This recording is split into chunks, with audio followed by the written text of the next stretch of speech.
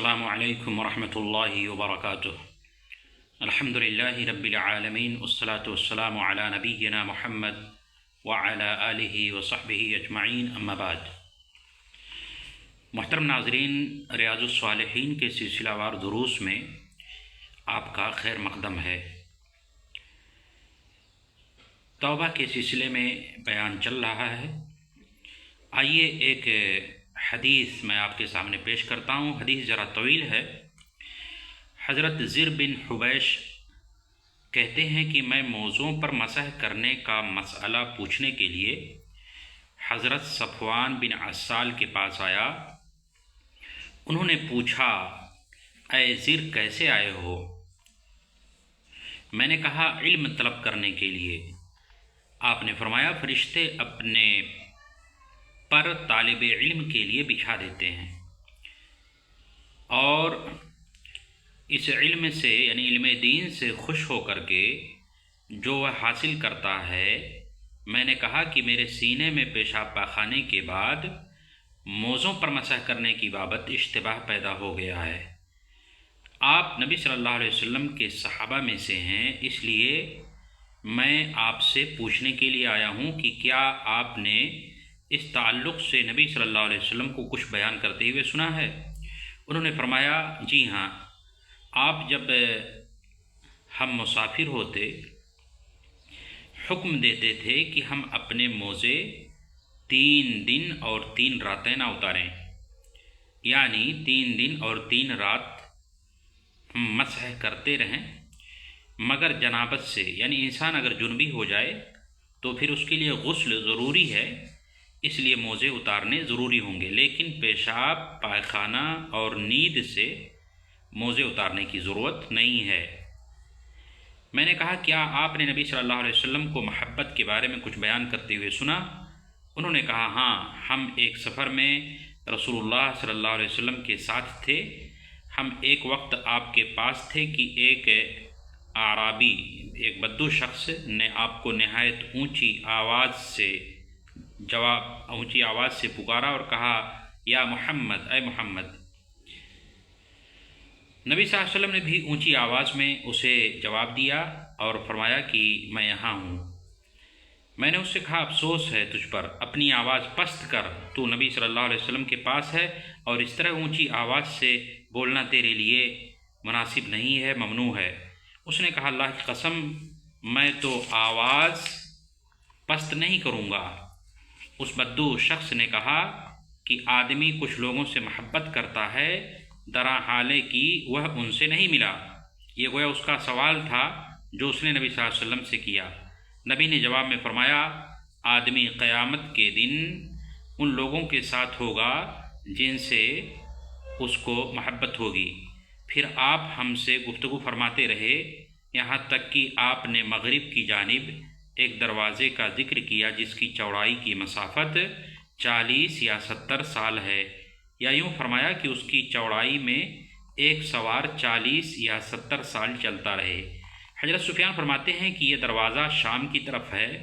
अल्लाह ताला ने आसमानों ज़मीन की तख्लीक के वक्त, या यूँ कहें कि अल्लाह ने उस दरवाज़े को उस वक्त पैदा फरमाया जब उसने आसमानों ज़मीन की तख्लीक फरमाई, और उसी वक्त से ये दरवाज़ा तौबा के लिए खुला हुआ है, और ये उस वक्त तक बंद नहीं होगा जब तक सूरज मगरिब की तरफ से तुलू नहीं होगा।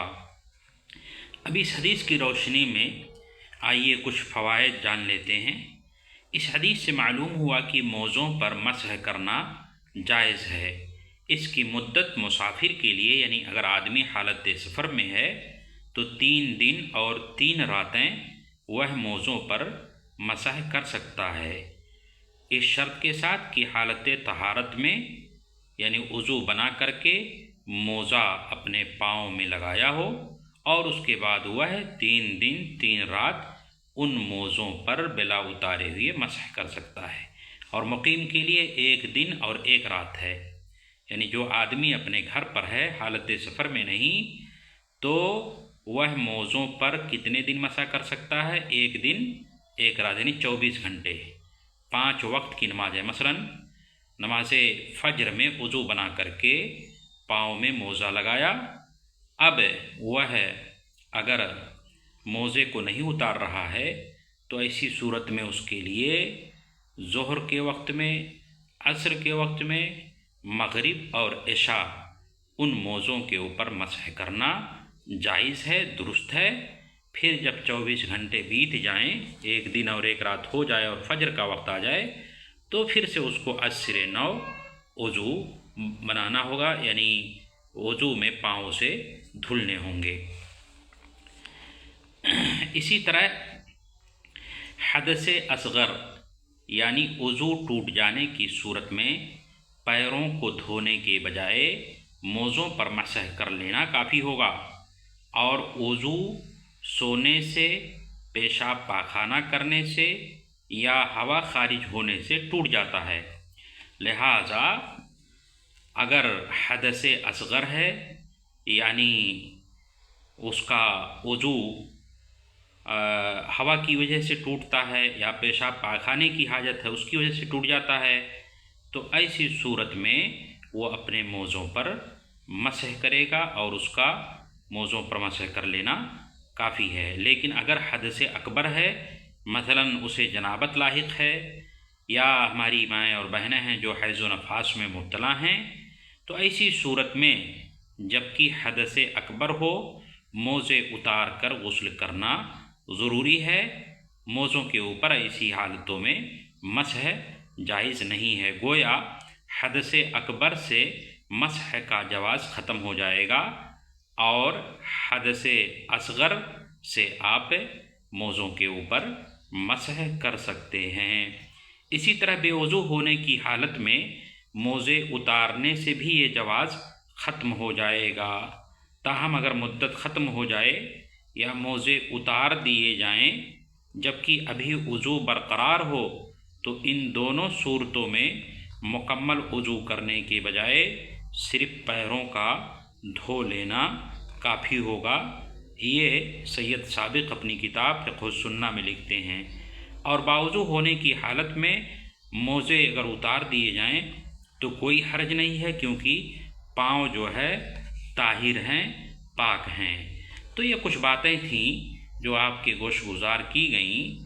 خلاصہ کلام یہ نکلا کہ اگر آدمی حالت سفر میں ہے تو اس کے لیے موزوں پر مسح 3 دن اور 3 رات ہے۔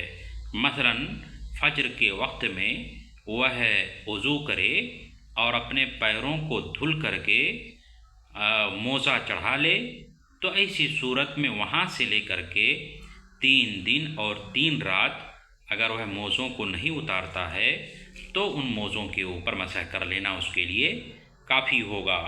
اسی طرح سے اگر آدمی حالت سفر میں نہیں بلکہ اپنے گھر پر ہے تو اس کے لیے موزوں کے اوپر مسح 1 دن اور 1 رات ہے، یعنی فجر کے وقت مثلاً وضو بنائے، اپنے پیروں کو دھلے اور طہارت کی حالت میں موزے اپنے پیروں میں لگائے، تو ایسی صورت میں وہ 24 گھنٹے ان موزوں کے اوپر مسح کر سکتا ہے۔ پھر جب فجر کا وقت آئے گا تو پھر سے از سر نو اس کو پاؤں دھلنے ہوں گے۔ تو یہ کچھ باتیں تھیں جو آپ کے گوش گزار کی گئیں۔ اللہ رب العالمین سے دعا ہے کہ اللہ تعالی ہم سب کو دین کی صحیح سمجھ عطا فرمائے۔ آمین، تقبل یا رب العالمین، وآخر دعوانا الحمد للہ رب العالمین۔